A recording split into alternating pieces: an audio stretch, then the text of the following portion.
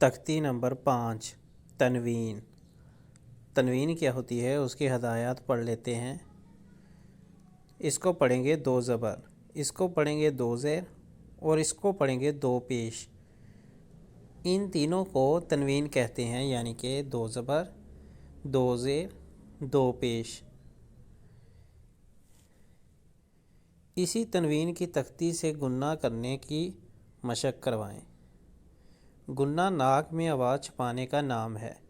بچے کی آسانی کے لیے تنوین پر گننا کرنے کا قاعدہ یوں سمجھائیں کہ تنوین کے بعد اگر حمزہ، ہا، عین، ہا، غین، کھا، لام، را میں سے کوئی حرف آئے تو گننا نہیں ہوگا، ان کے علاوہ کوئی اور حرف آ جائے تو گننا ہوگا۔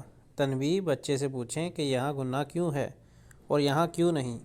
جواب میں پورا قاعدہ سنیں۔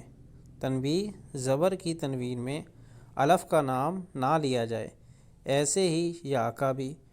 تو فی الحال آپ نے تنوین کا جو تنوین کی تعریف ہے وہ سمجھی ہے کہ 2 زبر، 2 زیر، 2 پیش کو تنوین کہتے ہیں۔